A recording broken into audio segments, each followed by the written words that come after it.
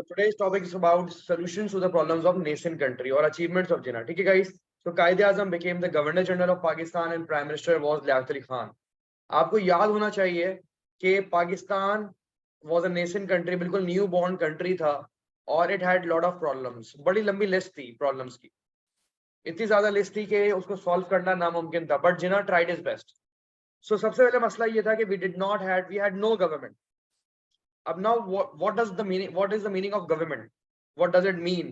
Government का मतलब होता है गाइस, हमारे पास पॉलिटिकल एक्सपीरियंस पीपल नहीं थे. एक्सपीरियंस हमने कौन से 10 पाकिस्तान बनाए थे जो हमें पता हो कि यार नया कंट्री में ये मसले आएंगे. और फिर मसला ये था कि हमारे पास कोई भी एसेट्स नहीं थे, कोई भी जो है ना वो हमारे पास फंड्स नहीं थे टू रन द गवर्नमेंट, और गवर्नमेंट चलाने के लिए कोई लॉ भी नहीं था.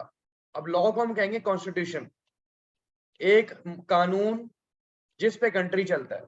मतलब क्या होता है, इसमें बताया जाता है कि भाई पीएम प्राइम मिनिस्टर की क्या जिम्मेदारी है, गवर्नर जनरल की जिम्मेदारी क्या है, कैबिनेट है तो उसकी जिम्मेदारी क्या है, असेंबली है तो उसकी जिम्मेदारी क्या है, इलेक्शंस कब होंगे, कौन कहां से जीतेगा, कितनी सीट्स होंगी, कितने जजेस होंगे, कितनी आर्मी होगी, कितनी पुलिस होगी, ये सब चीजें मिलकर गवर्नमेंट का हिस्सा होती.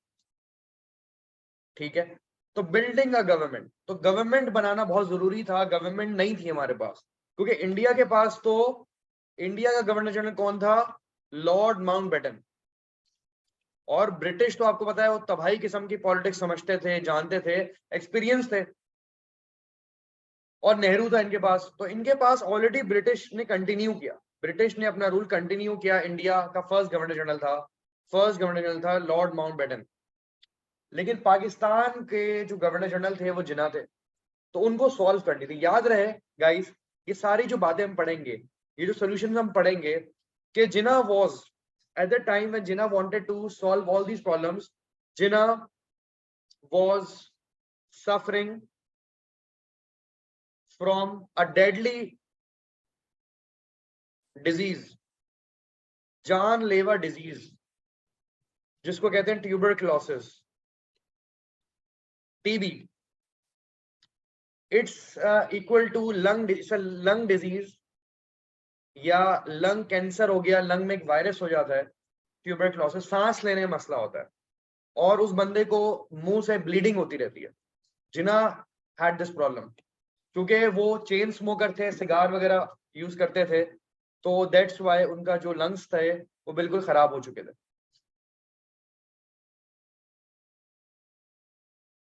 One second.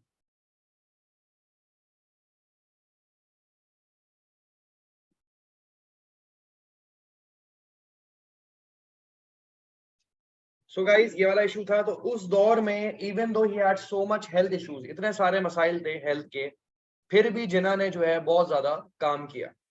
और yes, very good Bushra Sheikh, आपने बड़ा अच्छा एडिशन कर दिया कि हमारे पास कोई लॉ नहीं था ना, लेकिन था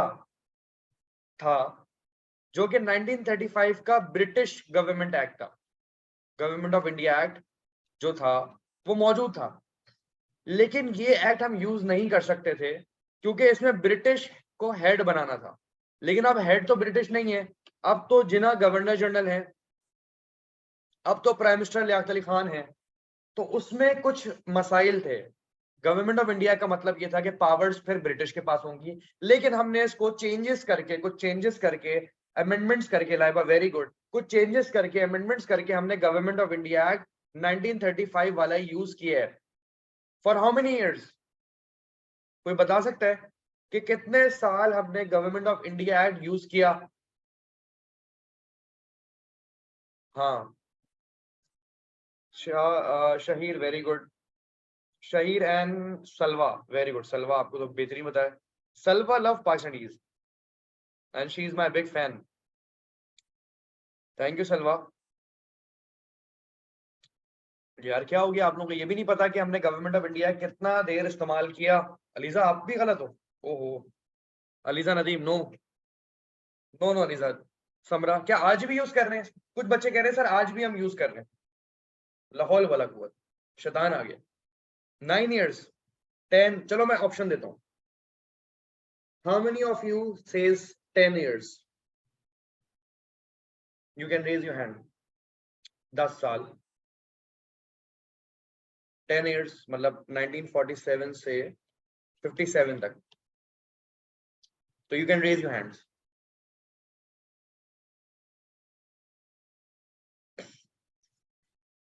अच्छा, done। 10 of them, 11, 12, 12, 11, 12.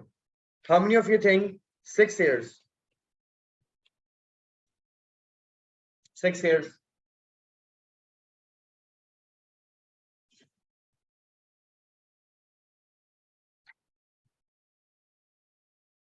Okay guys, ठीक है, आप लोग गैस कर रहे हो, समझ गया मैं आपकी बात, नहीं पता आप लोगों को। So we use this act from 1947 until 1956, which makes up 9 years. Pakistan को 9 साल लगे एक कानून बनाने में। और मैं इस बात से बड़ा दुख से इज़हार करता हूं कि जिस उम्मत को नबी ने, मोहम्मद सल्लल्लाहु अलैहि वसल्लम ने चार्टर ऑफ मदीना दिया हो, जिस उम्मत को पूरा कुरान पाक एक लॉ की शक्ल में मौजूद है, हमारी सही बुखारी, सही हसन, ये सारी इमाम जो साहबी हैं, हदीस जो लिखी है, इजमा कियास के कई मैटर्स हैं, तो हमारा तो पूरा इस्लाम ही कानून पर डिपेंड है। जिन मुसलमानों को अल्लाह ने पूरा दीन दिया, पूरे किताब दी, हदीसें दी, चलो चलो ये नहीं पढ़ रहे, कम से कम ट्रीटी हुदैबिया नबी ने जब मदीना बनाया था तो उसी को फॉलो कर लेते भाई। हम ऐसे मुसलमान हैं जिन मुसलमानों को 9 साल लग गए। बेटा ये 9 साल आप सोचते हो कि सर 9 साल ही तो हैं, बेटा ये 900 साल पीछे चले गए हम इन 9 ईयर्स के चक्कर में। पता है आपको, जब एक मुल्क में कानून नहीं होता ना, कानून, तो फिर यही सिंधी बलूची और यही तमाशे होते हैं इस मुल्क में। जिस मुल्क में कानून नहीं होता, और कानून नहीं था, इस पाकिस्तान में 9 साल तक कॉन्स्टिट्यूशन ही नहीं बन पाया। बल्कि अगर मैं आपको कहूं कि 1947 से लेकर 73 तक कोई लॉ था ही नहीं तकरीबन सही वाला, प्रॉपर कॉन्स्टिट्यूशन तो था ही नहीं। How many years are they, कितने इयर्स बनते हैं आप काउंट करो। 1973 minus 1947, how many years? 26 years around. एक प्रॉपर कॉन्स्टिट्यूशन नहीं रहा। कॉन्स्टिट्यूशन आए हैं लेकिन वो चल नहीं सके। ना 1956 वाला चल सका, ना 1962 चल सका, ना 1973 चल सका। 1973 विद अमेंडमेंट चल सका। मतलब हम कह सकते हैं कि प्रॉपर कॉन्स्टिट्यूशन में 73 वाला मिला। मतलब हम ऐसे मुसलमान उम्मत हैं, ये गाइस आपको मैं रुला दूंगा इस टॉपिक पर। मैंने कहा था ना लाइटें वाइटें बंद कर देंगे, हम सोग मनाएंगे, याद है? सेक्शन सी का मतलब है सी फॉर किराए एंड सी फॉर करप्शन, और सी फॉर कॉन्स्टिट्यूशन, जो कि हम नहीं बनाएंगे। हम ऐसे मुसलमान हैं जिनको हमारे गिफ्ट मिला है, हमें तोहफे में मिला है, हमारे नबी ने तोहफे में दिया charter of Medina, treaty of Hudaibiya, पूरे कुरान पाक लॉ है, पूरे हदीस लॉ है। आंख खोलो, इस्लामी घर में तो लॉ है, शरीयत है। और हमें कितने साल लग गए? 26 साल लग गए एक कानून बनाने में। हमें यही नहीं समझ में आ रहा कि प्राइम मिनिस्टर की क्या जिम्मेदारी है, गवर्नर जनरल कौन होगा, प्रेसिडेंट कौन होगा, गवर्नर जनरल ये हो गया, फिर असेंबली के मेंबर्स क्या होंगे। हमें यही समझ नहीं आई बातें। और ये सब करप्शन है इसके पीछे, सब इन सब बातों के पीछे मिसमैनेजमेंट की गई है। आपके मुल्क का बेड़ा गर्क किया गया है, ये खुद मुल्क तबाह नहीं हुआ, इस मुल्क को तबाह किया गया है। तो आज मैं आपकी आंखें खोलूंगा। तो बेटा हम तकरीबन 1947 से लेकर 1956 तक हम अंग्रेजों का रूल्स यूज कर रहे थे। मतलब हम वो कौम है जो 400-500 साल बाद आजाद हुई है। सुनिएगा, 400 साल बाद आजाद होने के बावजूद भी हमें चैन नहीं आया और हमने कोई कॉन्स्टिट्यूशन नहीं बना पाए। मतलब हम लोग शायद डिजर्व नहीं करते। मैं तो सही कहता हूँ कि we don't deserve independence. Pakistani कौम तो बिल्कुल भी डिजर्व नहीं करती। हम लोग डिजर्व नहीं करते पाकिस्तान जैसा मुल्क। और जैसे जिना लीडर थे, लियाकत अली खान थे, हम डिजर्व नहीं करते। क्योंकि अभी आप देखिएगा कि हम लियाकत अली खान तक को अपोज करेंगे, हमारी सियासत में लियाकत अली खान को भी हम अपोज करेंगे, हमारी आर्मी भी लियाकत अली खान को अपोज करती थी, हमारे उलमास भी लियाकत अली खान को अपोज करते थे। लियाकत अली खान के पीछे सब पड़ गए और तब तक पड़ जाएंगे जब तक Liaquat Ali Khan will be shot dead. Rawalpindi में उनको कत्ल हो जाएगा। गांधी का कत्ल हुआ, लियाकत अली खान का कत्ल हुआ, नेहरू का भी कत्ल होगा, नेहरू की औलादों का कत्ल भी होगा। तो ये मामला है कि गाइस आंखें खोल लीजिए कि हमारे मुल्क के साथ क्या हुआ है। तो बिल्डिंग अ गवर्नमेंट, तो सोल्यूशन क्या है गाइस? हल बताएंगे आज कि जिन्हों ने गवर्नमेंट पॉलिटिक्स, मतलब पॉलिटिकल पॉइंट है गाइस, पॉलिटिक्स को बेहतर बनाने के लिए गवर्नर जनरल बन गए। लियाकत अली खान क्या बन गए? प्राइम मिनिस्टर बन गए। यहाँ से एम लिख लेते हैं, प्राइम मिनिस्टर, ठीक है। तो ये दो पोजीशन जो है, हेड कौन है? Head governor general. अब गवर्नर जनरल क्या होता है गाइस, सुनिएगा। जी जी, जी फॉर गवर्नर, और ये है जनरल। जनरल होता है आर्मी का, आर्मी के हेड होंगे जिना, और गवर्नमेंट के भी हेड कौन होंगे? जिना होंगे। तो जिना के पास दो पोजीशन है बेसिकली, जैसे ब्रिटिश के पास होती थी, क्योंकि गवर्नमेंट ऑफ इंडिया यूज कर रहे हैं तभी गवर्नर जनरल बने हैं जिना। उसमें प्राइम मिनिस्टर की बात नहीं थी, उसमें प्रेसिडेंट की बात नहीं थी, उसमें एमएनए की बात नहीं है। उस वक्त ब्रिटिश हेड हुआ करता था और वो गवर्नर जनरल होता था। तो वही पोजीशन जिना को मिली है, क्योंकि गवर्नमेंट ऑफ इंडिया का मसला है, इसलिए बनने का। कभी सोचा है कि जिना गवर्नर जनरल क्यों बने? प्रेसिडेंट बन जाते, प्राइम मिनिस्टर बन जाते, कुछ और बन जाते। क्योंकि government of India act 1935 use हो रहा था, इस वजह से बनना पड़ा। टेम्पररी ये सारे मामला चल रहे हैं, टेम्पररी पोजीशन है ये गवर्नर जनरल। 3 गवर्नर जनरल आएंगे हमारे, जिन्ना प्रेसिडेंट भी बन गए, जिन्होंने प्रेसिडेंट का भी रोल लिया, जिन्होंने गवर्नर जनरल भी बन गए, प्रेसिडेंट भी बन गए। कॉन्स्टिट्यूंट असेंबली, असेंबली क्या होती है? कॉन्स्टिट्यूंट असेंबली का मतलब होता है जहां लॉ बनाया जाता है, लॉ मेकिंग बॉडी, जहां कानून साजी होती है। कानून बनाएंगे भाई कि प्राइम मिनिस्टर के ये राइट्स होंगे, वो तो जिन्हें ही बनाएंगे ना भाई, जिन्हें ही बनाएंगे। तभी जिन्होंने असेंबली के प्रेसिडेंट, मतलब असेंबली के भी हेड बन गए, उसको कहते हैं प्रेसिडेंट। तो जिन्होंने, क्योंकि कानून बनाना था, बैरिस्टर थे, लॉ समझते थे, तो कानून साजी करेंगे।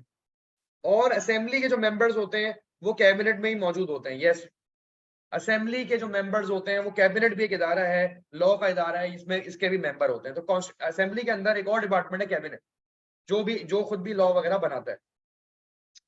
फिर जिना चीफ एग्जेक्टिव भी बन गए। एक और सीट थी, चीफ एग्जेक्टिव।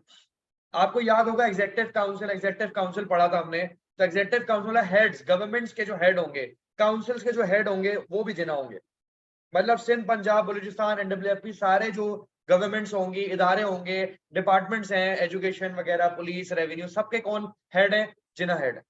तो जिना को कितनी पोजीशन मिली? Governor general, president, chief executive. I am sure ये चीज आप फर्स्ट टाइम पढ़ लोगे कि उनको 3 डिपार्टमेंट्स, 3 पोजीशंस उन्होंने ली। He want to work work work. वो कहते थे मुसलमानों, आपको वर्क वर्क वर्क करते हैं। अभी वो गाना नहीं है रिहाना का, वर्क वर्क वर्क वर्क, वो गाना भी है। तो ये वो गाना नहीं है बेटा, ये जिन्हों ने कहा था कि मेहनत करो फुल टाइम। और उन्होंने कैबिनेट के मेंबर्स, क्योंकि असेंबली के वो थे बेसिकली, प्रेसिडेंट थे, और तो उन्होंने कैबिनेट की मीटिंग्स की, स्पीच दी, लोगों को मोटिवेट किया, पॉलिटिकल एक्टिविटीज प्रमोट की। और पाकिस्तान में सेंट्रल सेक्रेटेरिएट, सेक्रेटेरिएट सेक्रेटेरिएट क्या होता है? What are secretariats? Central secretariat setup किए। What are central secretariat? Central मतलब मेन इदारा, और सेक्रेटेरी का मतलब है इसमें एजुकेशन आ जाती है, इसमें टैक्सेस आ जाते हैं, इसमें कोई भी तरह की रजिस्ट्रेशन करवानी हो, गाड़ी रजिस्टर करवानी है, घर रजिस्टर करवाने हैं, वेपन्स करवाने, एजुकेशन, टैक्सेस, ये सारे इदारे जो गवर्नमेंट को चलाते हैं वो सेक्रेटेरिएट कहलाते हैं। ठीक है, मतलब government departments, these are government department, जिसमें नैब आ जाता है, एफडीआर वगैरह, टैक्सेस वगैरह, एडमिनिस्ट्रेशन। यस, सेक्रेटेरिएट का सही वर्ड है एडमिनिस्ट्रेशन, मतलब मैनेज करने के लिए, अपने कंट्री को मैनेजमेंट करने के लिए। इधर इधर मैनेजर्स होते हैं, इधर डायरेक्टर्स होते हैं, डिफरेंट पोजीशंस होती हैं। तो ये एजुकेशन को मैनेज करना है, पुलिस को करना है, पानी का इदारा है, कोई भी बिजली का इदारा है, तो उसको हम देखेंगे। सिविल सर्विसेज भी उन्होंने स्टार्ट की, मतलब government jobs. He announce government jobs for the people, कि हम सरकारी जॉब्स देंगे लोगों को, क्योंकि जॉब्स नहीं थी ना, नया मुल्क था, जॉब्स नहीं थी। अब जॉब सबसे पहले कहाँ निकली थी? आर्मी में निकली थी। 1.5 लाख लोगों ने तो वो जॉब कर ली थी, उसमें चले गए थे, सोल्जर्स बन गए थे। कायदे आजम ने वार्न किया था अपनी काफी स्पीच में, बहुत स्ट्रिक्ट है। Quaid e Azam was very strict with his government officers. और आज आप शान शौकत देखिए, कोई गवर्नमेंट ऑफिसर होता है तो अपनी गाड़ी पे हरी नंबर प्लेट लगाता है, और अपने स्टाइल ही अलग है, उनके एटीट्यूड ही अलग हो जाता है। मतलब जमीनी खुदा बने होते हैं, गॉड फादर के। हमारे हमारे प्रोटोकॉल जा रहा है, हमारे गार्ड्स हैं, हमारी ये शान शौकत है। जिना बहुत खिलाफ थे इस चीज के, बहुत खिलाफ थे। जिना कहते थे तुम्हें ये पोजीशन दी है लोगों की खिदमत करने के लिए, तुम गवर्नमेंट सर्वेंट हो। और आज सबसे ज्यादा जिनके पास पावर है, वो अपने आप को कभी भी सर्वेंट नहीं समझता, वो अपने आप को मालिक समझता है, गॉड, नाउजुबिल्ला। वो अपने आप को गॉड के ऐसे समझते हैं कुछ लोग, कि जो मैं कह रहा हूँ वो सही है, और मेरी गाड़ी गुजर रही है तो सारा ट्रैफिक बंद हो जाएगा। मैं खुदा, एक जमीनी खुदा जा रहा है यहाँ से, फिरौन जा रहा है, फिरौन भी यही करता था गाइस, नमरूद, फिरौन, बहुत सारे एग्जाम्पल है हमारे पास, यजीद, बहुत खौफनाक लोगों की एग्जाम्पल्स हैं, वो ये एग्जाम्पल आज भी हैं। तो Quaid e Azam warn government officer, government servant को वार्निंग देते रहते थे कई स्पीच में कि अपना एटीट्यूड सही रखो, आप सर्वेंट हो, झुक कर हो, आवाम की खिदमत करो, क्योंकि नया कंट्री है, मेहनत करनी है, लेकिन हम डिजर्व नहीं करते थे ऐसे लीडर को। ठीक है, बिल्कुल सही बात है। 1 मिनट गाइस।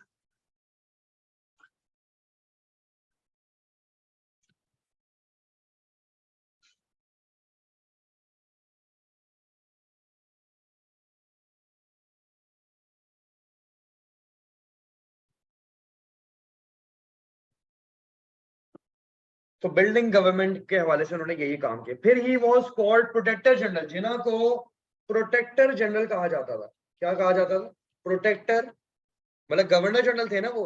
तो वहां से जो हिंदू पाकिस्तान में थे, जो सिख थे, जो स्केड्यूल कास्ट वगैरह थे, जो लोअर तबका था, कोई कास्ट है, तो वो लोग बड़े प्रोटेक्टेड फील करते थे। जिन्ना बहुत सपोर्ट करते थे माइनॉरिटीज को, प्रोटेक्ट करते थे, उनकी सिक्योरिटी, उनका खाना पीना, उनका देखभाल, खास ख्याल रखते थे माइनॉरिटीज।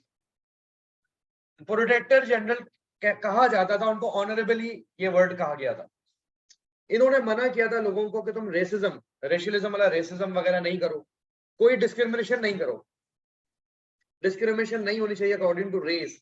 अगर कोई अपर क्लास है, मिडिल क्लास है, तो कोई ये रेसिज्म नहीं होना चाहिए, और प्रोविंशियलिज्म भी नहीं होना चाहिए। सिंधी, बलोची, पंजाबी, जो ये वडेरा सिस्टम है, ये भी नहीं होना चाहिए। तो there should be no discrimination, ये भी लिख लो आप, नोट्स बनाइए guys, all the student please make notes and write this points, कि कोई, एवरीवन इज इक्वल, मतलब सब लोग क्या है, इक्वल है। तो एक्सप्लेन करें।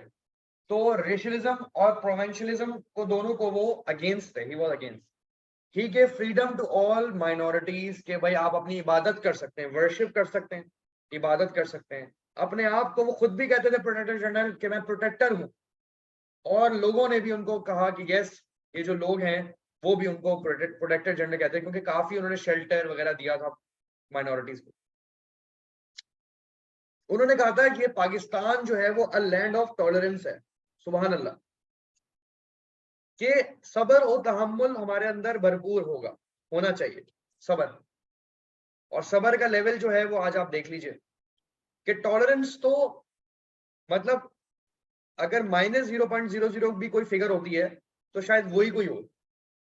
ठीक है, तो ये टॉलरेंस लेवल तो कहीं नहीं है। देखो, दुनिया को कहते हैं कि अगर दुनिया को किसी कंट्री को जज करना है कि उनके एथिकल कैसे हैं, उनके मोरल्स कैसे हैं, उनकी अखलाकियात कैसी हैं, उनकी तरबियत कैसी है, उनके घर कैसे हैं, उनका ट्रैफिक देख लीजिए, उनके रोड्स देख लीजिए। आप याद रखिएगा ये बात, किसी भी कंट्री के लॉ को देखना है, लॉ एंड ऑर्डर को देखना है, कितने वो ऑर्गेनाइज्ड हैं, कितने सिविलाइज्ड हैं, कितनी अच्छी पर्सनैलिटी होगी, उनके थॉट्स कैसे होंगे, थॉट्स, दिमागी मरीज हैं या वो एक नॉर्मल ह्यूमन बीइंग है। मुझे लगता है दिमागी मरीज ज्यादा है पाकिस्तान में। मतलब पाकिस्तान में ये रिसर्च भी आई है कि in every 4% there is 1 person who is depressed. अब डिप्रेस का मतलब ये नहीं होता कि पागलों ऐसी कोई हरकतें करे एबनॉर्मल, ऐसा नहीं। डिप्रेसिंग का मतलब है टेंशन होगी बहुत, टेंशन लेने वाले बंदे भी बहुत डिप्रेस होते हैं, बात बात की टेंशन ले रहे हैं। ठीक है, और जो नेगेटिव चीजें हैं, नेगेटिव मतलब कोई डिसिप्लिन नहीं है, नो डिसिप्लिन, ये सब चीजें भी डिप्रेशन का ही, एंजाइटी का हिस्सा है बेटा, कि दिमागी मसले हैं, मेंटल इश्यूज हैं। ठीक है, ये कोई नई बात नहीं है। एक काफिर के मुल्क में भी जाओगे ना तो वो कहेगा बेटा ये लाइन में लगो, ये कॉमन सेंस है। तो कॉमन सेंस ना होना भी मैं कहूंगा एबनॉर्मेलिटी है, बिल्कुल एबनॉर्मेलिटी है, जो कि हमारे यहाँ भरपूर है। और इसका रीजन पॉवर्टी नहीं है गाइस, गरीब होने से कॉमन सेंस का कोई ताल्लुक नहीं है। मैंने बहुत गरीब देखे हैं, बहुत समझदार है, ऐसा भी होता है। तो इससे गुर्बत और अमीरी से कोई फर्क नहीं है। और ऐसे अमीर भी देखे हैं जो जाहिल है, आपने भी देखे होंगे। तो बात वही हो गई। तो टॉलरेंस रखनी थी, बर्दाश्त करना था। अब यहाँ टॉलरेंस क्या था, जिन्ना जो इस वक्त समझा रहे हैं वो बर्दाश्त ही कर रहे हैं कि हिंदू के टेम्पल्स को बर्दाश्त करो, हिंदू के रिचुअल्स को बर्दाश्त करो, सिखों की इबादत गाह करतारपुर में अगर है उसको बर्दाश्त करो, और हिंदू भी मुसलमानों की मस्जिद को बर्दाश्त करें, टॉलरेट करें, मिल के रहोगे, टॉलरेंस होनी चाहिए। तो that's why he was called protector general. का मतलब है प्रोटेक्टर का मतलब है he used to protect minorities, और मतलब ये एक लकब दिया गया उनको क्योंकि माइनॉरिटीज को प्रोटेक्ट करते थे बुशरा, इस वजह से उनको प्रोटेक्टर जनरल कहा जाता था। और कहा था कि नॉन मुस्लिम के साथ फेयरली ट्रीट करना। और आज क्या होता है, मैं एक चीज समझाऊं, आज क्या होता है, आज क्या होता है, ऐसा बहुत फेक भी हुआ है, मतलब एक फेक कि किसी का ना फड्डा हुआ है किसी के हवाले से, मतलब एक दो बंदे थे, एक मुसलमान था और एक हिंदू था, कोई बहस हो गई आपस में, ये बहुत रियल स्टोरी बता रहा हूँ मैं, ऐसा बहुत हुआ है और ये रियल स्टोरी है कि दो बंदों का लड़ाई हो गई, ऑफिस में हो गई, कहीं पे भी हो गई, इलाके में हो गई, एक हिंदू के मुसलमान का, कराची की बात ले लें, पाकिस्तान की ले लें, किसी भी एरिया, लड़ाई हो गई हिंदू मुसलमान की आपस में, आर्ग्यूमेंट हो गई पर्सनल मैटर। अब मुसलमान बंदे ने इल्जाम लगा दिया हिंदू बंदे पे कि इसने नामों से रिसालत की है, इसने नबी सल्लल्लाहु अलैहि वसल्लम के बारे में कोई बुरा भला कहा है, बुरा भला कहा है, अल्लाह को बुरा भला कहा है या नबी को बुरा भला कहा है। अब इसकी सजा क्या है? सजाए मौत। इस्लाम में भी ऐसा ही है, लेकिन वो आप नहीं मारोगे, वो आप नहीं मार सकते, आप लॉ लॉ को बोलोगे, पुलिस को बोलोगे, आर्मी को बोलोगे भाई इसने ऐसा कहा था, आप सजा दो, जज साहब हुक्म देंगे। लेकिन हमारे यहाँ क्या होता है, उसको बांध दिया जाता है और जला दिया जाता है और टॉर्चर किया जाता है ऐसे बंदे को, सारे जो मौलवी हैं वो एक्टिव हो जाते हैं। हालांकि लॉ अपने हाथ में लेना गलत है, कुरान में भी ये लिखा हुआ है कि आपको कानून की पासदारी करनी है, कानून को आपको फॉलो करना है, अगर वो अल्लाह रसूल के खिलाफ जाता है तो नहीं करो। तो हमारे लॉ है, जैसे सियालकोट की बड़ी एग्जाम्पल है, वेरी गुड खदीजा, सियालकोट में ऐसे ही हुआ था कि दो लड़के थे, दो भाई थे शायद, उनको मार दिया गया था बेदर्दी से, और मसला कुछ और था। तो ये गलत चीजें हैं, तो हम लोग फेयर नहीं है, नॉन मुस्लिम के साथ फेयर नहीं है। उन पे सिर्फ इल्जाम लगाते हैं कि भाई इन्होंने तो गाली दी है, ठीक है ना, हमारे नबी को या इस्लाम को, तो बस इनको जो है वो मारना शुरू कर देते हैं लोग। तो ये बड़ा अच्छा फॉर्मूला निकाल लिया लोगों ने अपनी दुश्मनियां निकालने का। यस, श्रीलंकन अटैक भी था, यस श्रीलंकन अटैक जो सियालकोट, वेरी गुड अरनिया, तो this is very bad, Pakistan is not that, जो हम कर रहे हैं ना वो पाकिस्तान ऐसा था नहीं। तो देखिए ये लॉज हैं जो कायदे आजम ने काम किया, even though he is dying. आप ये सोचे, एक बंदा, हमारे जो बुजुर्ग हैं अगर वो मर रहे होते हैं ना, मतलब अगर वो बीमार हैं, पैरालाइज हैं, या वो तो यकीन करें बिस्तर से ना होते हैं। हमारे जो बुजुर्ग हैं, मैं सही बता रहा हूँ, ये रियलिटी है, विद ड्यू रिस्पेक्ट, हमारे जो बुजुर्ग हैं वो 20 साल पहले ही हार मान चुके हैं कि मैं 60 साल का हो चुका हूँ, मेरा बुढ़ापा शुरू हो गया, मैं मरने वाला हूँ। भाई किसको पता है मौत आ रही नहीं है, तो हमारे बुजुर्ग तो बैठ जाते हैं ना घर पे, एक बात है। तो ये कितनी डिमोटिवेशन है हमारे यहाँ, ठीक है, हालांकि वो हमारा एक एसेट है हमारे लिए, वो बुजुर्ग, उनके एक्सपीरियंसेस, उनकी लाइफस्टाइल से सीखना चाहिए। तो हमारे बुजुर्ग हार मान जाते हैं, हालांकि जिन्ना भी तो बुजुर्ग हैं अपनी फाइट कर रहे हैं इतनी डिजीज से, और ब्लीडिंग हो रही है उनके मुंह से, आप यकीन करें धुआंधार स्पीच देते थे, और कभी भी नहीं चाहते थे कि दुनिया वालों को पता चले उनकी बीमारी का। पता है, जिन्ना ने हमेशा अपनी बीमारी का छुपाया, पीपल को, पब्लिक को पता ही नहीं था कि जिन्ना इतने बीमार हैं, और वो ठीक 1 साल बाद मर जाएंगे। क्यों? जिन्ना को ये डर था कि अगर उनके दुश्मन को ये पता चल गया, इंडिया को ये पता चल गया कि लीडर मरने वाला है, जिन्ना मरने वाला है, तो वो पाकिस्तान को 100% रिवर्स करेंगे। तो जिन्ना बिल्कुल भी क्लू नहीं देना चाह रहे थे कि लीडर मुसलमानों का एक बुज़दिल है, या एक जो है वो वीक है और वो अपने इलाज में बिजी है। उनको पता था कि मैं इलाज करवाने जाऊंगा अस्पताल तो ये बात फैल जाएगी और इसका फायदा लिया जाएगा। वो सियासत को जानते थे ना, पॉलिटिकल बंदे थे, लॉयर थे, उनको पता था कि मैं अपनी जान दे दूं लेकिन पाकिस्तान बचा लूं। तो देखें कितना बड़ा लीडर था जिन्ना, और जिन्ना के लिए हमें जो है वो फातिहा पढ़नी चाहिए। मैं हमेशा बच्चे को कहता हूँ कि हमारे जितने भी बुजुर्ग हैं, हमारे जितने फोर फादर्स हैं, ये हमारे बाप हैं, ये हमारे बाप दादा है गाइस, इनके लिए हमें फातिहा पढ़नी चाहिए गाइस, ठीक है, पढ़ा करें। खैर, तो कायदे आजम ने एक और काम किया मरने से पहले, कायदे आजम रिलीफ फंड, रिलीफ का मतलब है डोनेशंस, डोनेशंस अपने हाथ से जमा किया, अपने हाथ से भीख मांगा है। किससे? जो बड़े लैंडलॉर्ड्स थे पाकिस्तान में, कुछ जमींदार थे, उनसे कहा कि प्लीज आप दिल खोल कर, वेल्दी लैंडलॉर्ड्स को कहा कि दिल खोल कर आप लोग डोनेशन दीजिए। और कराची में पहले उनका ऑफिस था, तो उन्होंने ऑफिस अपना चेंज कर लिया, कराची से लाहौर चले गए, ताकि रेफ्यूजीज को, जो हेडक्वार्टर था कराची से लाहौर लेके आ गए, ताकि माइग्रेंट्स को, रेफ्यूजीज का लुक आफ्टर कर सके, सुपरवाइज कर सके। मतलब लीडर देखें, उस जमाने में जहाज, एयरप्लेन नहीं होगा, रेलवे से गए होंगे, बाय रोड गए होंगे, समथिंग लाइक दैट, मुश्किल से जर्नी गई होगी, फिर भी वो अपना आराम का नहीं देख रहे। वो कराची से जो जरूरत थी, जो नीड थी, वो फुलफिल की उन्होंने। उन्होंने नहीं देखा कि मेरी तबीयत खराब है और मुझे ब्लीडिंग हो रही है और मैं मरने वाला हूँ और तकलीफ है, नहीं बेटा, बदतरीन हाल में थे वो। 1947 से लेकर 48 तक बदतरीन सूरत हाल में थे अकॉर्डिंग टू हिज हेल्थ। ठीक हो गया। तो रिफ्यूजी क्योंकि वो लाहौर वाह जो बॉर्डर है लाहौर के पास, वहां से आ रहे थे, इंडिया से पाकिस्तान लोग आ रहे थे, तो वो लाहौर चले गए थे ताकि वहां ऑब्जर्व कर सकें, मैनेज कर सकें एफिशिएंटली, ताकि रिफ्यूजीज को ऐसा ना हो कि घर ना मिल सके, कोई इनके साथ गलत हो जाए। तो लुक आफ्टर करने के लिए, सुपरवाइज करने के लिए वो वाह कैंट जी वाघा बॉर्डर, तो ये सुपरवाइज करने के लिए लाहौर चले गए। वहां से वाह करीब है, डोनेशन जमा करी, खुद भीख मांगी है। ठीक है। People were asked to donate generously, ताकि गरीब जो रेफ्यूजी आ रहे हैं फूड शेल्टर वगैरह उनके लिए मौजूद हो। जी Wagah border. Number 3। Number 4, foreign policy guys. अब ये टॉपिक मैं लाजमी करा दूं, मैंने आपसे एक प्रॉमिस किया था कि हम हर सेक्शन जब हम पढ़ेंगे तो हर गवर्नमेंट का हम फॉरेन पॉलिसी पढ़ेंगे। तो आज से हम वो आगाज कर रहे हैं उस टॉपिक का जो बुक्स में नहीं है। बहुत कम बातें बुक्स में आप पढ़ोगे, बुक्स अगर आप कर रहे हो वो ना काफी है। बुक्स में 70% तो नॉलेज होती है, 30% नहीं होती है। वो 30% क्या है, मार्क स्कीम है। वो 30% ही आपको ए से ए स्टार पे लेके जाएगी, आपको डिस्टिंक्टिव बनाएगी। ठीक है, क्योंकि नाइगल स्मिथ भी आपके कोर्स में, जो कि आप नहीं करते हो। बुक सिर्फ जो नाइगल कैली है वो 50% वेटेज है, 50% नाइगल स्मिथ वेटेज है। और अगर मेरे पूरा लेसन आप ले रहे हो तो आपको पता है 100% आपकी तैयारी हो रही है according to past papers, according to Nigel Kelly, according to Nigel Smith, according to all the notes in whole Pakistan. मतलब कोई भी चीज मिस नहीं होगी आप। फॉरेन पॉलिसी जो रिलेशन, इसका मतलब होता है हमारी पॉलिसी दूसरे ममालिक के साथ, दूसरे मुल्कों के साथ क्या रिलेशन था हमारा, ताल्लुक कैसा था। और ताल्लुक कैसा क्या था, अभी तो ताल्लुक बनाना था। अभी तो हम खुद नए कंट्री हैं, अभी तो हमारा कोई दोस्त भी नहीं है, अभी तो कोई चीजें हमारी बनी भी नहीं है। अभी तो हमें रिलेशन बेहतर करना है बाकी दुनिया के लोगों से। क्यों? क्योंकि हम गरीब हैं। गरीबों, गरीब का मतलब ये है गाइस कि we were a poor country, right? So we need to have some money, some fund, some donation from a developed country. अब आप मुझे बताओ कि हमने यूएसए को क्यों चूज किया?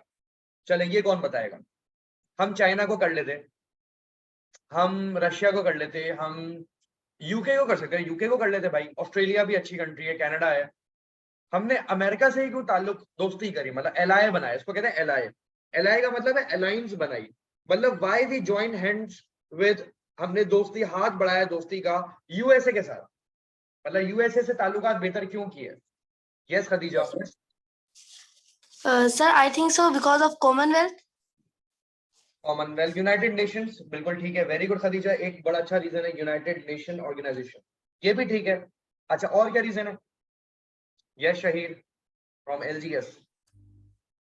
Sir, basically, USA was the emerging new power in the New World Order. For example, the Soviet Union was devastated by the Second World War. China was in the midst of a civil war. UK had a collapsing empire, so USA was the one. It was giving funds as well to Western countries under the Marshall Plan. Very good. That's Very why. good. You have answered it very clearly. Shahir, hats off to you. Very good. Clapping for Shahir. आवाज तो नहीं आएगी आप लोगों को, खैर घर में क्लैपिंग कर लो अपने अपने। तो गाइस, सबसे जबरदस्त रीजन है कि USA was more developed than any country in the world. Why? मैं इसका वजह दे दूं। सही कह रहे शहीर के यूके की इकोनॉमी, यूके ऑलरेडी कोलैप्स पे था, वहां रिसेशन वगैरह ऑलरेडी मसाइल थे यूके में, क्योंकि वो वर्ल्ड वॉर 2 वगैरह के कॉन्सिक्वेंसेस थे, आउटकम्स थे, और वो ऑलरेडी मसाइल में थे। फिर चाइना, आप कहते हो ना चाइना हमारा फ्रेंड है, चाइना हमारा फ्रेंड है। बेटा, चाइना तो खुद जंग लड़ रहा था 1947 टू तकरीबन 1959 तक, इन्होंने अपनी सिविल वॉर हो रही थी, इनके कम्युनिस्ट और नेशनलिस्ट के आपस में फड्डे हो रहे थे। चाइना में भी अपनी जंग चल रही थी, मतलब ठीक है, चाइना भी इंडिपेंडेंट नहीं हुआ था, तो चाइना को तो छोड़ दें। ठीक है, और तो यही हमारे कंट्री बनते हैं, रशिया और चाइना बन सकते थे, यूके बन सकता था, इन तीनों में मसाइल, तो हमने यूएसए को ही चूज किया। एक और वजह है, सबसे बड़ा रीजन बता दूं, सबसे बड़ा, यूके तो छोड़ दो ना, अंग्रेजों ने तो हमारा बुरा हाल किया था ना, तो यूके से तो हम नहीं जा सकते। चाइना में लड़ाई हो रही है, रशिया में भी लड़ाई हो रही है। रशिया का मसला क्या था? रशिया को कहते थे union of Soviet Republic. Russia को पहले कहते थे union of Soviet Republic, union state of Soviet Republic, ये कहते थे। यहां पे एक मसला था कम्युनिज्म का, ये हम पढ़ेंगे अफगान मेडिकल में भी, अज़िया-उल-हक में। कम्युनिज्म का मसला ये होता है कि एक समझ लो एक तरह के माफिया होते हैं, एक खास कम्युनिटी दहशतगर्दी करती है, टेररिज्म करती है। और यूएसएसआर को अमेरिका हेट करता था, America used to hate Russia. दुनिया में दो सुपर पावर्स उस वक्त कहा जाता था, यूएसए और यूएसएसआर। और यूएसएसआर एक समझ लो माफिया था, ये एक्सट्रीमिस्ट थे, ये टेररिस्ट करते थे, टेररिज्म करते थे लोग। तो कोई गवर्नमेंट नहीं थी, कोई गवर्नमेंट नहीं थी रशिया में। तो हमने देखा कि क्योंकि पाकिस्तान भी एक डेमोक्रेटिक कंट्री था और अमेरिका भी क्या था, एक डेमोक्रेटिक कंट्री था, that's why we chose America as our alliance. Democratic country क्या होता है? डेमोक्रेटिक कंट्री वो होता है जहां पीपल की चॉइस होती है, पीपल की चॉइस होती है। पाकिस्तान में क्या आज लोगों की चॉइस है? बिल्कुल है बेटा, नहीं के साथ। मतलब क्या? इसके लिए इलेक्शन किए जाते हैं, हर 5 साल में इलेक्शन होंगे, एवरी 5 इयर्स में इलेक्शंस होते हैं। और आप अपना पसंदीदा, अपना अपना जो जिस पॉलिटिशियन को लाइक करते हो उसको आप ला सकते हो। You can bring your own politician. लेकिन तकरीबन 25 साल इस पाकिस्तान में डेमोक्रेसी नहीं थी, क्योंकि आर्मी रूल था। जिन्ना कभी नहीं चाहते थे कि आर्मी रूल करे, लेकिन अयूब खान, कुछ हद तक सिकंदर मिर्जा भी आर्मी का था, सिकंदर मिर्जा, अयूब खान, याहिया खान, जियाउल हक, मुशर्रफ, मतलब 4 से 5 गवर्नमेंट ऐसी चली हैं जो आर्मी ने रूल किया, और वो जिना की सिंह से खिलाफ है। हमारा पाकिस्तान भी जो है वो डेमोक्रेटिक कंट्री था, और इस्लाम भी डेमोक्रेटिक है। क्या मतलब? कि जब भी इलेक्शंस होते थे, हज़रत अबू बकर सिद्दीक रज़ियल्लाहु अन्हु के दौर में, या अंसार खड़े हो गए, जब नबी की डेथ हुई, अंसार खड़े हो गए कि हमारे में से कैलिफ होगा। और फिर डिसाइड किया गया कि भाई अबू बकर सिद्दीक रज़ियल्लाहु अन्हु को बनाया जाएगा, इजमा हुआ, एक कॉन्सेंसस हुआ। और फिर हमेशा हज़रत उमर के दौर में, हज़रत उस्मान के दौर में, हज़रत अली, हर दौर में 6 से 6 लोग होते थे, उसमें से सेलेक्ट किया जाता था, उनकी वोटिंग हुआ करती थी, और इलेक्शंस होते हैं। तो याद रखिएगा हमारे इस्लाम में भी इलेक्शंस होते हैं। तो हमने सोचा कि यूएसए की पॉलिसी ज्यादा अच्छी है, डेमोक्रेटिक कंट्री है, एक नंबर 1। नंबर 2, ये बड़ा डेवलप कंट्री है, और नंबर 2 बड़ा अमीर है, रिच है। हमें ये भीख दे सकता है, जिनको हम प्यार से कहेंगे फंड्स। भीख बुरा लगता है, भीख जो है वो कानों को चुभती है कि यार हम भिखारी हैं। भीख लेने वाले क्या होते हैं? भिखारी। तो क्या हम भिखारी हैं? नहीं नहीं, हम भिखारी नहीं है, हमें तो सिर्फ फंड्स मिल रहे हैं बेटा, फंड्स। हमें फंड्स मिल रहे हैं, डॉलर्स। हम भिखारी थोड़ी हैं, हमारी रिस्पेक्ट है भाई। तो बात यही है कि अमेरिका को हमने अपना अलाय बनाया to get lot of funds, not भीख, ठीक है। और अनकंडीशनल हेल्प चाहिए थी, और अमेरिका ने वाकई बड़ी हेल्प की, आप यकीन करें, बड़ी हेल्प की है। और जिना क्या कहते थे? जिना ने फॉरेन पॉलिसी के बारे में क्या कहा? जी भैया, वेरी गुड भैया। Our foreign policy is one of the friendliness and a good will towards all nation of the world. Jinnah ने फरमाया कि हम बहुत फ्रेंडली रिलेशन चाहते हैं दुनिया की हर कौम के साथ। अमेरिका गए थे, अमेरिका गए नहीं थे, अमेरिका ब्रॉडकास्ट हुआ था, रेडियो ब्रॉडकास्ट होता है ना, रेडियो। तो ब्रॉडकास्ट एक उनकी स्पीच गई थी, यूएसए में भी उन्होंने कहा था कि हम आपके साथ मिलकर रहना चाहते हैं और दोस्ती करना चाहते हैं। और देखो उस वक्त जरूरत इजाद की माँ है, जरूरत इजाद की माँ है। Need is the mother of all inventions. के जरूरत थी उस वक्त हमें अमेरिका की, कि हमारे पास कोई हमें सपोर्ट करने वाला नहीं था। अगर अमेरिका में सपोर्ट ना करता तो इंडिया हम पे हमला कर देता। तो अगर इंडिया ने पूरे पाकिस्तान को अटैक नहीं किया, इंडिया ने हमें रिवर्स नहीं किया, बिकॉज ऑफ अमेरिका। याद रखेगा, इंडिया डरता है अमेरिका से, याद रखेगा। आज भी, आज भी दुनिया के सारे ममालिक ही अमेरिका से डरते हैं। क्यों? क्योंकि सबने ही लोन्स लिए हुए अमेरिका से। कहते ना, पैसा देके किसी को अपना बना सकते हो, दिल देके नहीं बनाते बेटा। दिल देके जो है ना, पुरानी बातें होती थी, दिल देके अपना बना लिया नहीं। आज दुनिया में इकोनॉमिकल वॉर है बेटा। अब वो जमाना गया कि हमारे दादा जो थे, सब लोगों के बड़े सादे लोग थे, सादी जिंदगी गुजार गए। आज वो जमाना नहीं है सादी जिंदगी का। आज बहुत इकोनॉमिकल वॉर हो रही है। क्या हो रही है? इकोनॉमिकल जंग चल रही है। यस, ये वॉर चल रही है दुनिया में। दिन ब दिन चीजें राइज हो रही हैं, महंगाई हो रही है, ये वॉर हुई है, जंगी हालत है, इकोनॉमिकल वॉर है, बिल्कुल है। आजकल दुनिया को जंग करके तबाह नहीं किया जाता, इकोनॉमिकल तबाह किया जाता है। तो अमेरिका ने हमारा साथ दिया, इस वजह से इंडिया में प्रॉपरली पाकिस्तान पे अटैक नहीं कर सका। कश्मीर पे तो अटैक किया, लेकिन वो प्रॉपर पाकिस्तान को रिवर्स नहीं कर सका। तो एक और ये चीज है, ठीक है। सितंबर 1947 में मेंबरशिप मिल गई हमें यूनाइटेड नेशंस की। अब यूनाइटेड नेशन थोड़ा बता दूं, ये पूरे टॉपिक पढ़ेंगे हम चैप्टर 16 में, आखिरी चैप्टर में। UNO, United Nations Organization, United Nation Organization, इसमें USA, UK, Australia, New Zealand, China, जो सारे ममालिक हैं, फिलीपीन, सारे दुनिया के तकरीबन ममालिक हैं, पाकिस्तान भी है। लेकिन पाकिस्तान इसमें जो अमीर कंट्रीज हैं, जो रिच कंट्रीज हैं, वो पुअर कंट्रीज को हेल्प करती हैं। जब अमेरिका वगैरह है ना, रिच कंट्रीज हैं, तो वो पुअर कंट्री, पाकिस्तान क्यों मेंबर बना? क्योंकि हमें फंड्स चाहिए थे। मैं जरा तमीज के दायरे में कह रहा हूँ, फंड्स, वी रिक्वायर फंड्स, ठीक है, समझ तो गए होगे।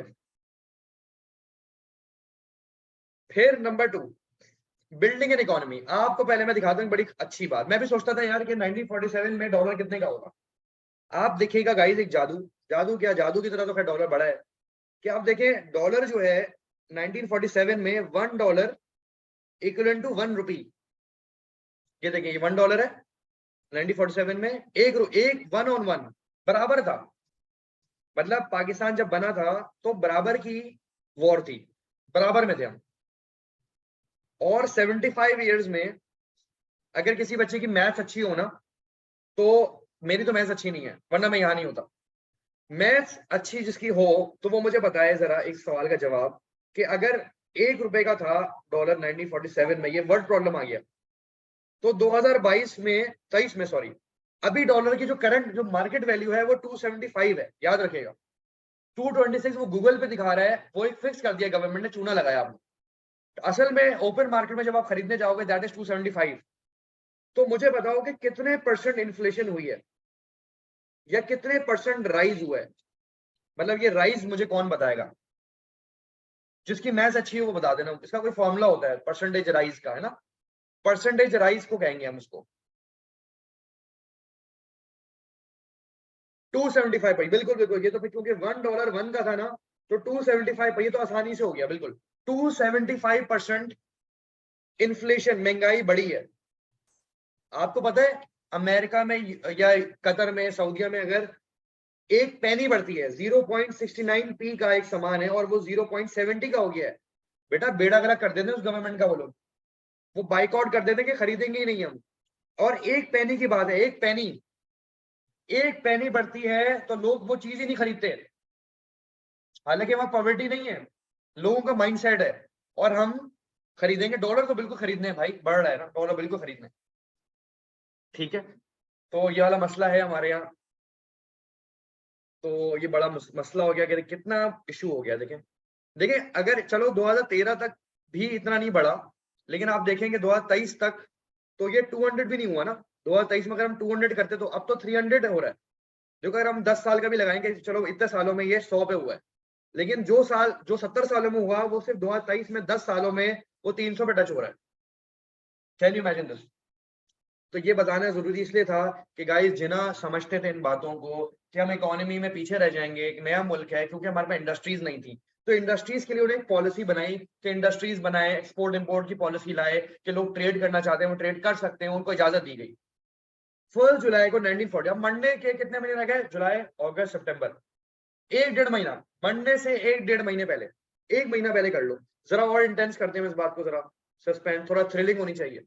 मंडे से before he died, 1 month before, हमारे बुजुर्ग तो हॉस्पिटलाइज्ड हो जाते हैं, एक बात है, या हमारे बुजुर्ग ने कलमा पढ़ लिया होता है कि भाई जाना है, बस किसी भी वक्त टाइम आने वाला है, ये होता है। डिप्रेस हुए होते हैं हमारे बुजुर्ग, हालांकि होना नहीं चाहिए, उनको तो जीना चाहिए, दिल से तो जवान रहना चाहिए। तो स्टेट बैंक ऑफ पाकिस्तान बना रहे मंडे से 1 महीने पहले, और डिजीज आप सोचें कितनी बदतर हो चुकी होगी। स्टेट बैंक, और स्टेट बैंक ऑफ पाकिस्तान क्या होता है मैं आपको बता दूं। इसी स्टेट बैंक जो है ना, वो हेड ऑफ पाकिस्तान बैंक है। इसके अंडर में सारे प्राइवेट बैंक्स आते हैं, National Bank, Alfalah, Standard Chartered, फलाना फलाना, यूबीएल, एचबीएल, सारे बैंक स्टेट बैंक को ओबे करेंगे। सोचो ये वो इदारा है। He work tirelessly to improve economy, बहुत मेहनत की कि हम किसी दुनिया के मुल्क से पीछे ना रहें, और सिस्टम जनरेट किया बैंक को कैसे चलाने, वो मैनेजमेंट की, ताकि चोर आके बेड़ा गर्क ना कर सकें। लेकिन चोरों का क्या है, चोर अपने साथ जो ताला तोड़ने वाला, चाबी वाला है, लॉकर वाला है, उसको साथ लाता है चोर आजकल। ठीक है। Jinnah asked for funds from foreign country, Jinnah ने अमेरिका से और डिफरेंट कंट्रीज से मांगा जा रहा था। ईरान, इराक, अफगानिस्तान ने हमें फंड्स दिए थे। ये 3 मुसलमान कंट्रीज ने उस वक्त जिन्ना को फंड दिए थे। अमेरिका में देगा लियाकत अली खान के टाइम में, थोड़ा आगे आएगी बात, ठीक है। अब हुआ क्या, इकोनॉमी को बेहतर करने के लिए इंडिया से अग्रीमेंट करवाई, इंडिया से रिक्वेस्ट किया, जाहिर उसने अग्री किया था कि 4:1 के रेशियो में हमें पैसे मिलेंगे। 4% जो है वो इंडिया को मिलेंगे और 1% पाकिस्तान को मिलेंगे, एक हिस्सा पाकिस्तान को मिलेगा। यूसुफ जामिल, चलो ये देख लेंगे यार, बहुत बड़ा अमाउंट आ रहा है परसेंटेज का।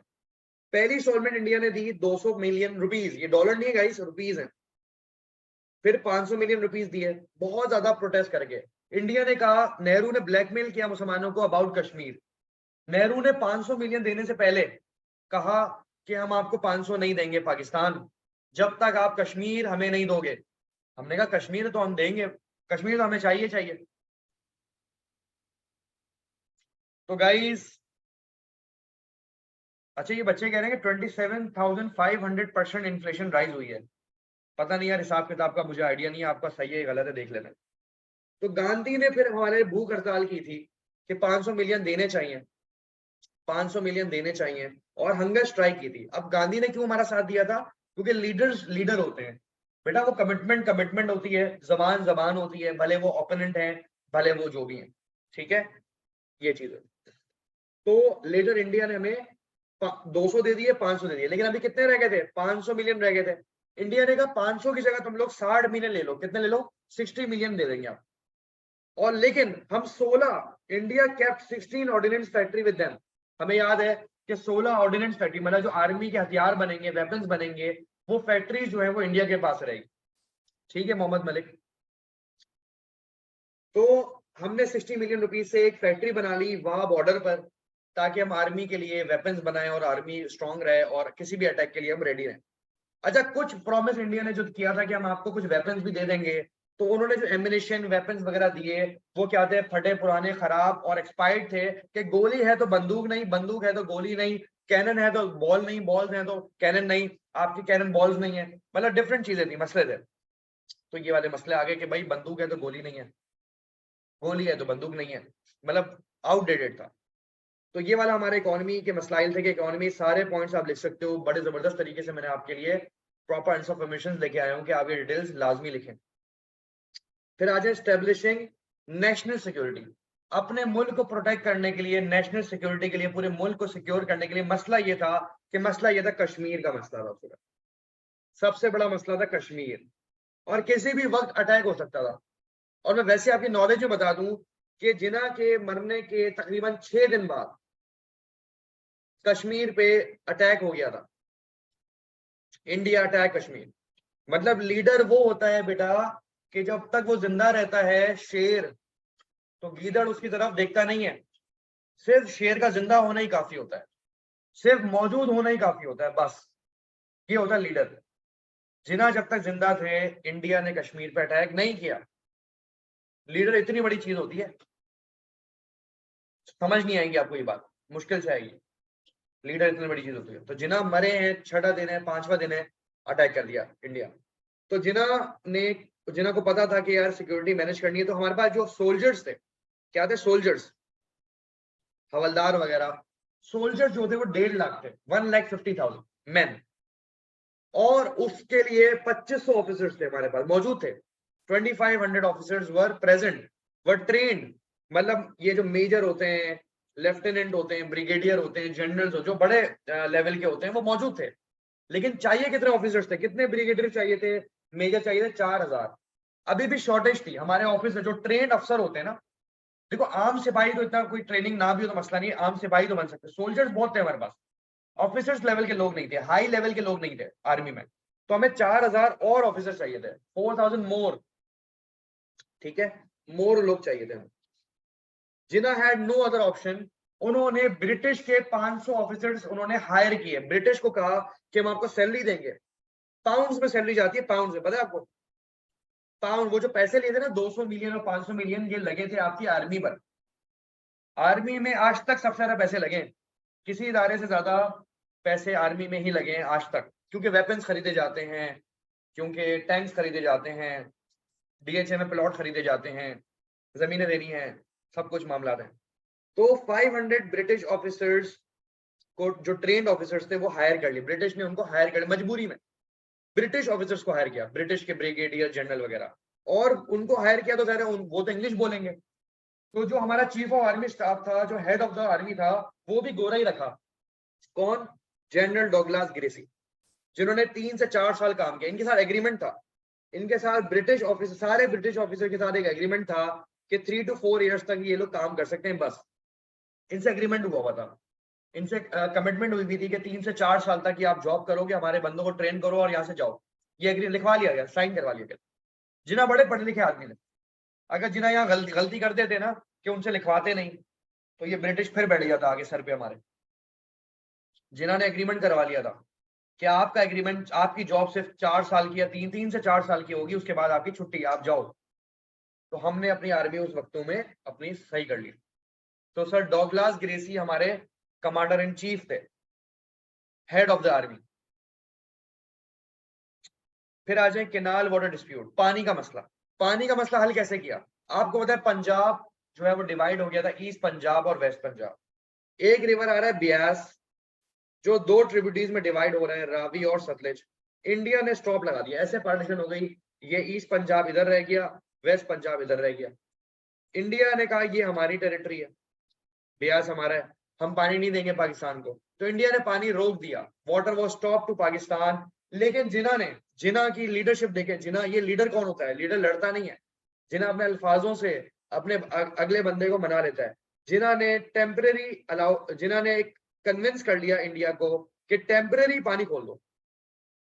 जिन्होंने ने कहा इंडिया को कि टेम्परेरी खोल दो, जिन्हें चाहते थे फिलहाल पानी बंद ना हो, कम से कम बाद में हम कुछ हल निकाल लेंगे, फिलहाल पानी खोलो। तो इंडिया ने 1947 to 48 पानी खोल दिया था, पहले बंद किया था, फिर खोल दिया था, टेम्परेरी पानी खुल गया था। फिर बाद में 1960 में जो जनरल अयूब खान है, यहाँ पे अयूब खान का जिक्र डाल सकते हो, लेकिन जिन्ना ने तो नहीं किया ये काम। लेकिन अगर सोल्यूशंस पूछ रहे हैं, जिन्ना के पूछेंगे तो नहीं डालोगे, अगर वैसे ही पूछे सोल्यूशंस तो डालोगे कि जनरल अयूब खान ने इंडिया के साथ ट्रेडी की थी, जिसको कहते हैं इंडस वाटर ट्रीटी 1960 में, जिसमें पाकिस्तान को एक्सक्लूसिव राइट्स मिल गए थे इंडस झेलम चिनाब के। रावी सतलज हमारा नहीं है, आज भी नहीं है।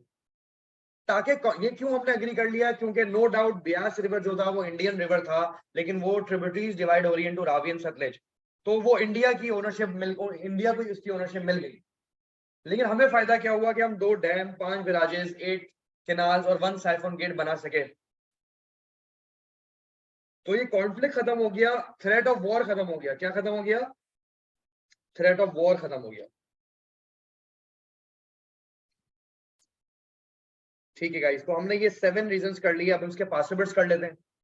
All those new students of just join के हम पासिबल्स कर लेते हैं गाइस। ठीक है, ये काफी बड़ा सवाल है, काफी लेंदी है, ये मेरे नोट्स हैं, इसको मैंने काफी लेंदी लिखा है, बहुत डिटेल्ड है ये। तो जिना के क्या क्या, तो मैंने प्रॉब्लम सोल्यूशन। तो सवाल क्या है गाइस? हाउ सक्सेसफुल वाज जिना, ये भी आ सकता है, ये how successful was Pakistan in solving the problems of the nascent country, was refugee crisis the most important reason which was solved, कुछ भी आ सकता है इस तरह। या how successful was Jinnah in solving the problem, ये भी सही है, जिन्ना का सवाल भी आ सकता है। जिन्ना's achievement भी लिखे ना, governor general of Jinnah, solution to the problem, एक ही बात। जी गाइस, मुझे पता है आप लोगों को स्क्रीनशॉट लेनी है, ले लीजिए।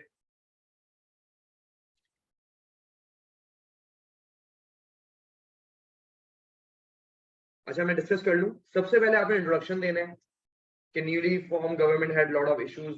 ठीक है, लॉट ऑफ इश्यूज थे, रेफ्यूजी क्राइसिस इशू था, डिवीजन ऑफ एसेट इशू था, प्रिंसलेस स्टेट्स का मसला था, पॉलिटिकल इश्यूज थे, बिल्डिंग अ नेशन मसला था, इकोनॉमी मसला था। इन सब इश्यूज के प्रॉब्लम्स और सॉल्यूशन साथ साथ लिखेंगे।